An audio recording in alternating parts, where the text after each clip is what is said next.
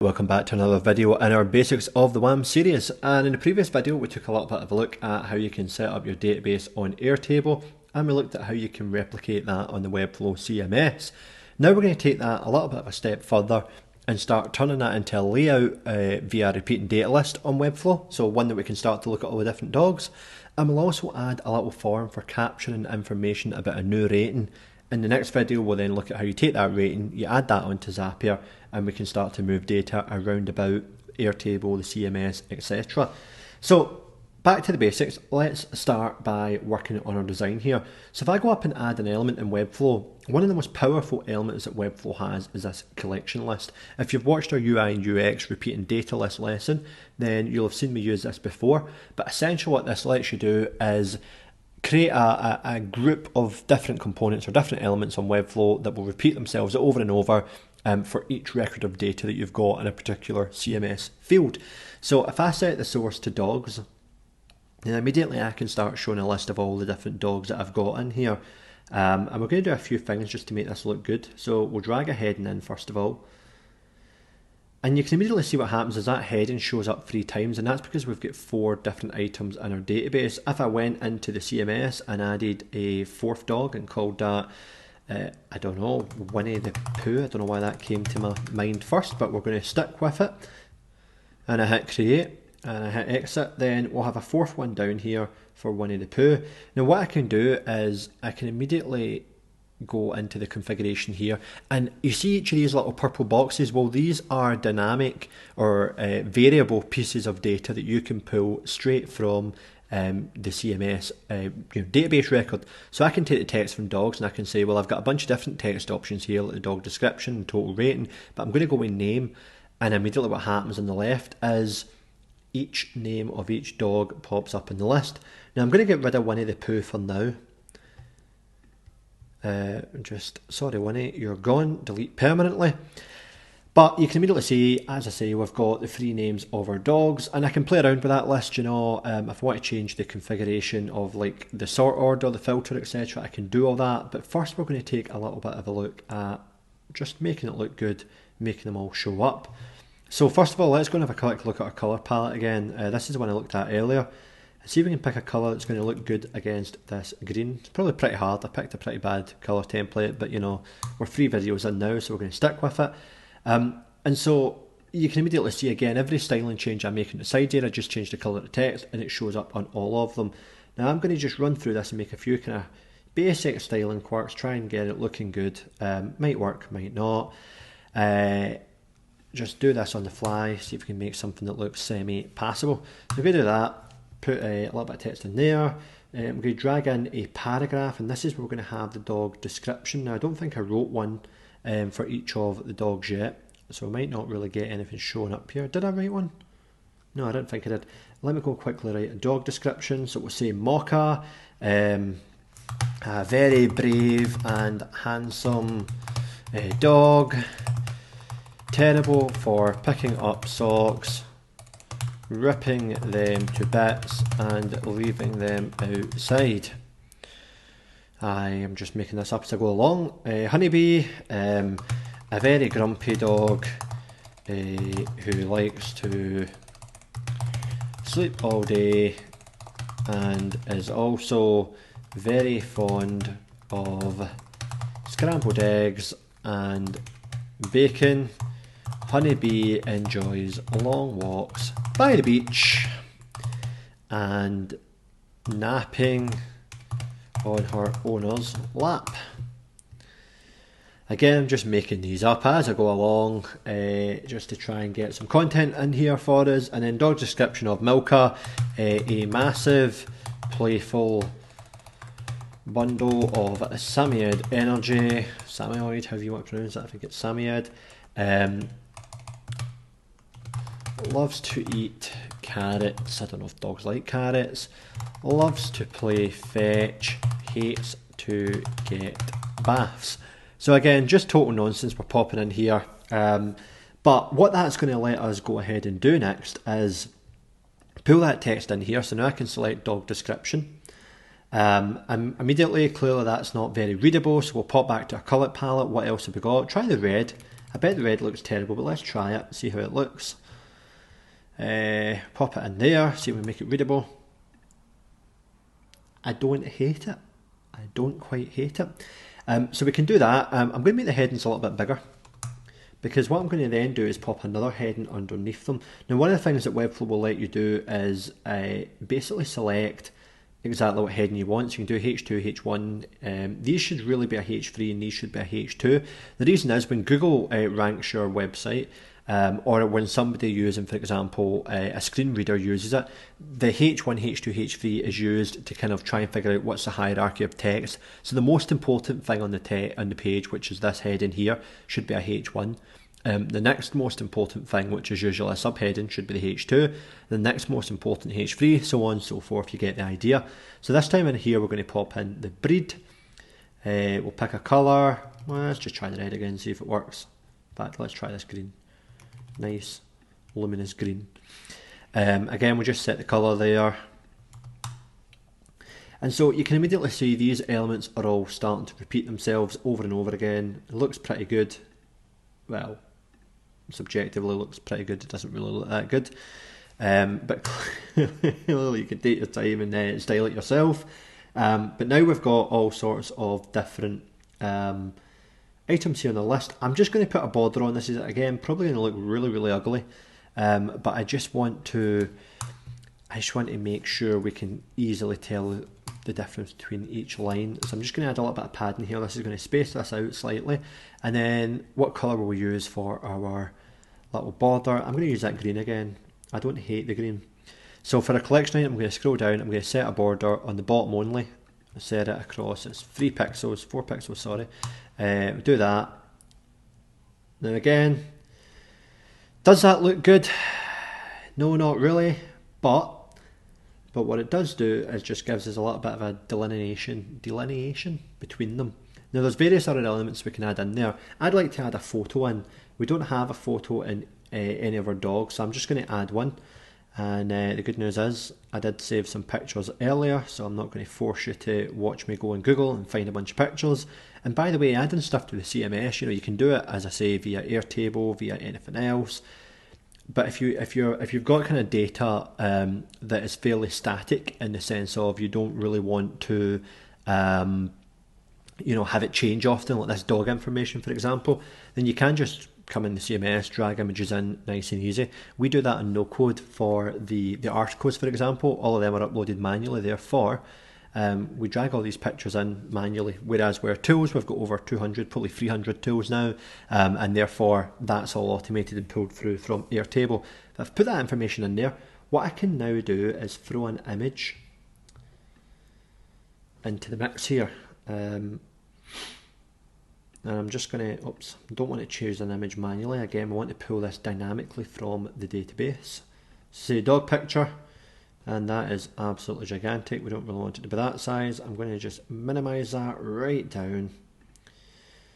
And immediately we've got pictures of our dogs. Now, there's various things you could do again. I mean, one of the things that we could do is we could drag a column layout in here just to give you an idea. If I go to my navigation, that basically splits into 2 different columns.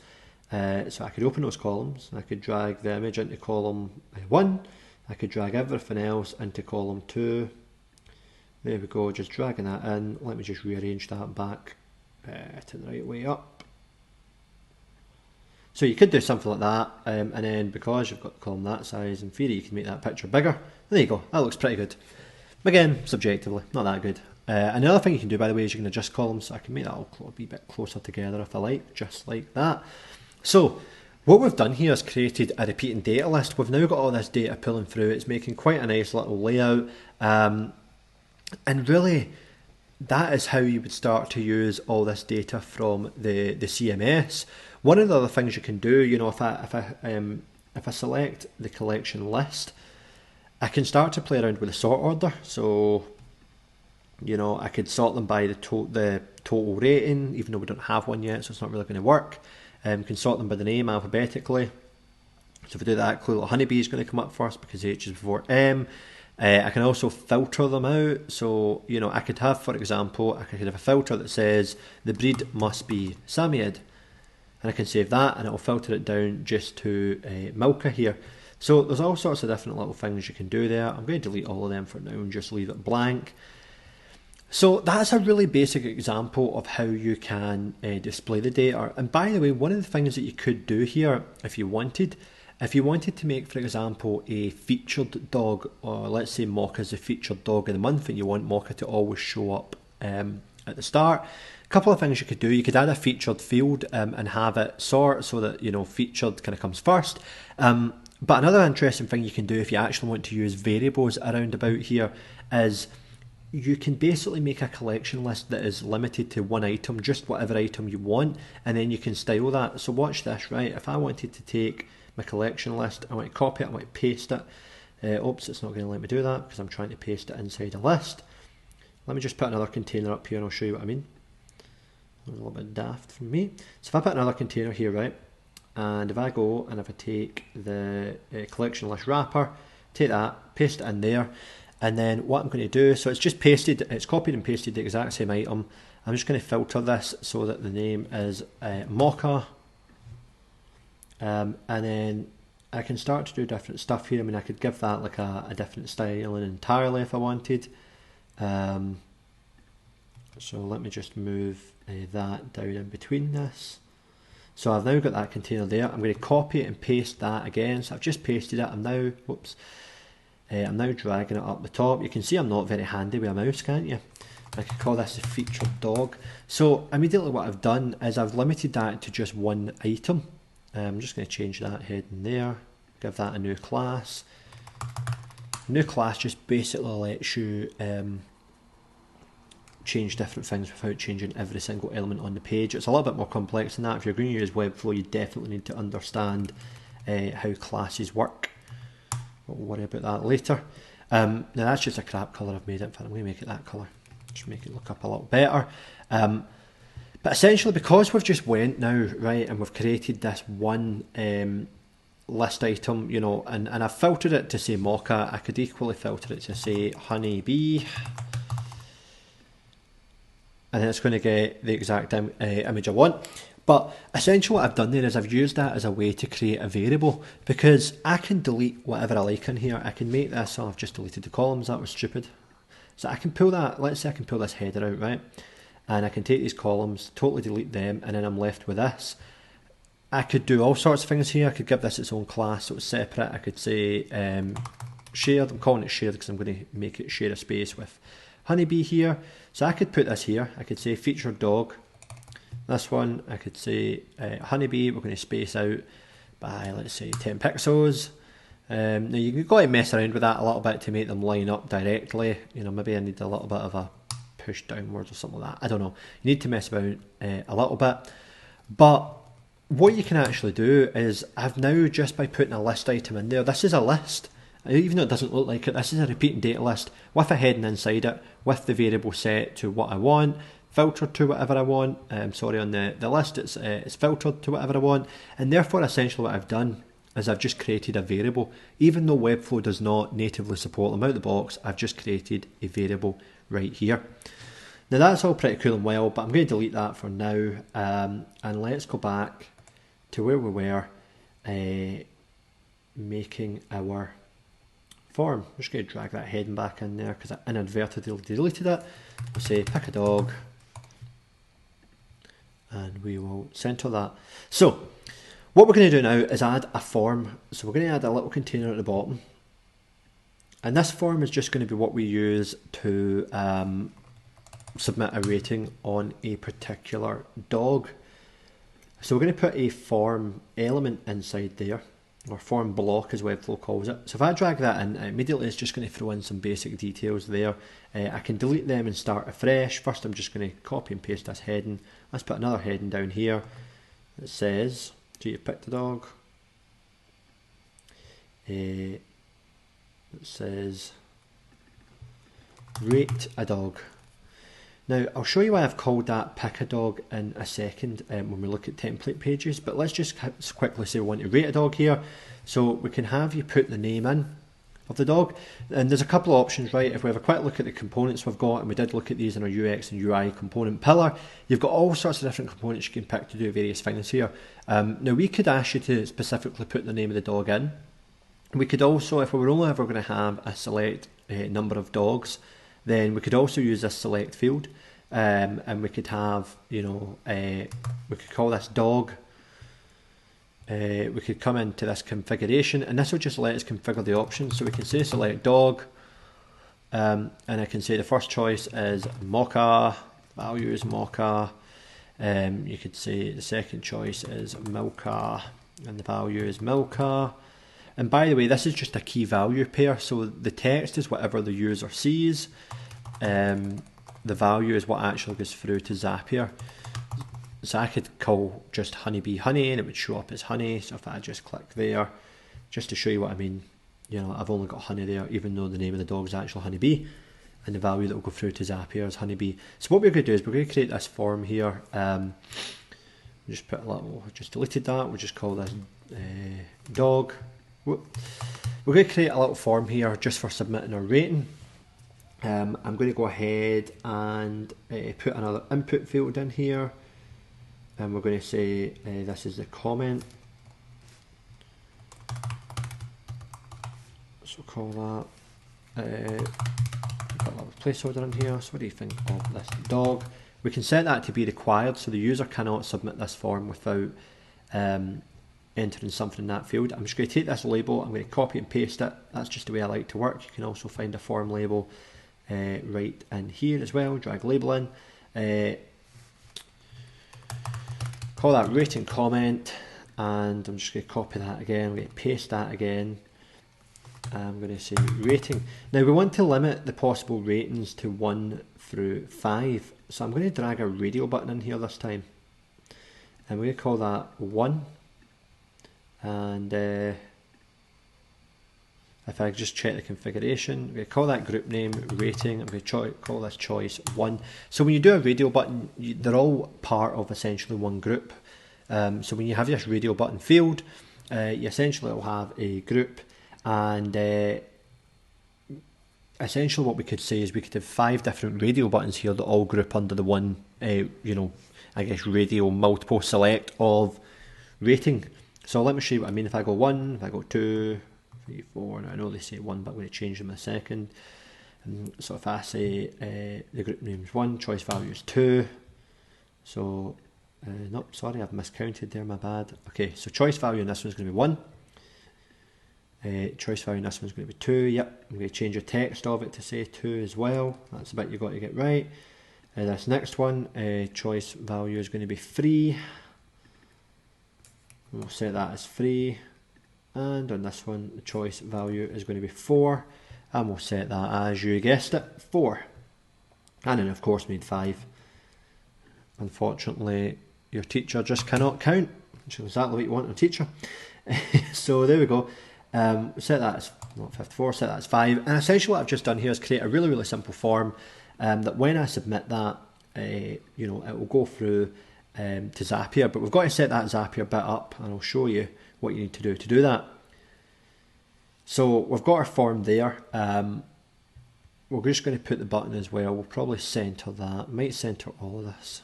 We'll center the button at least. Oops, it's not the right thing. I want to center the form. Center everything here. Maybe that looks worse. Maybe we'll just leave it. Maybe we'll just put submit rating instead of trying to center everything. Could center the button, but we'll leave it for now. Just drag a div in there. And there's a few ways you can center a button, by the way, but I'm going to do it by putting it in a div block, centering everything in a div block, and then having my button there as well. A few different ways you can do it. That's my favourite way to do it, but there you go. So essentially what we've got now is a simple, this is going to let you pick a dog. You can only pick one. This is going to let you leave a comment. It's required. And these radio buttons are going to let you pick a rating. I'm going to leave the required as unticked just because I don't want it to force me to pick one or the other choice.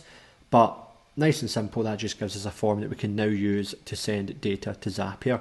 So we're going to cover exactly how you connect that up in the next video. One last thing I just want to show you is this concept of template pages.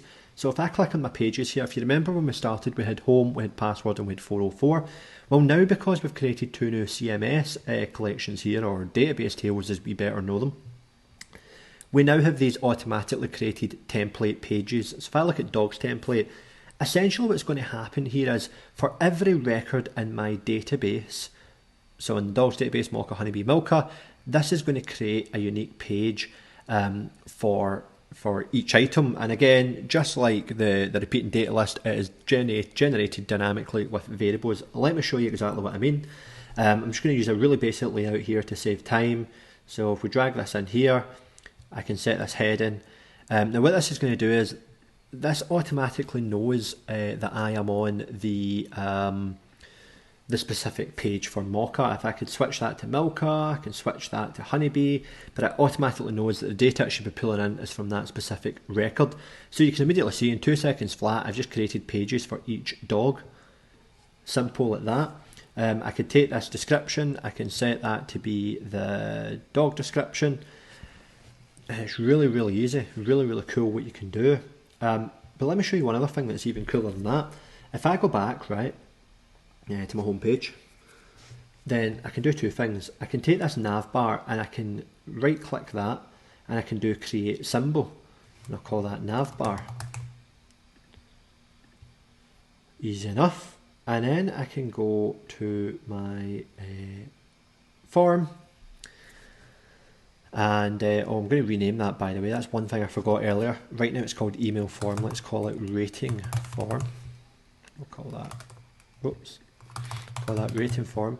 So I'm going to take that form, let's get up to the top form block, let's grab the container, and what I can do there, hopefully as well, is I can create a symbol. I can call that rating form. So now that I've got these two symbols, watch this. If I go back to this other page, and I can do this in any page, by the way, I'm just showing you here because this is a new page we're making. I can go into these symbols and I can start just dragging in those elements already built, already pre-made. I'm just going to have accidentally put that in the hero container. So if I put that there, then immediately this is starting to feel like a real website. I could also delete this button, and I could take my form symbol, or rating form, and I can drag it in there. Now the reason it's not letting me is because I'm trying to nest one container in another. So one of the things that you can do is, if you want to use symbols to drag blocks in but then you want to edit them, is you can then unlink this. So if I unlink that, now the problem we had here is it's inside a container. So if I take the form block this time and I drag that specifically to here, I don't know if that came with me, let me just copy or cut and paste. So that immediately drops in here. And I can put another little heading in, just drag that right above there, make that heading free, rate dog. And you can see one of the options, one of the things I'd like to be able to do there is say rate Mocha, but I can't do that by default, it just won't let me. Webflow just doesn't have that option. So what I could do is, just like I did on the previous page, you know, I could make this one header, I could put this in here, as a header. I could have that show up next to the rate, so I could say rate Mocha, for example, but I'll just put rate dog, nice and generic. And there's a couple of things you could do here.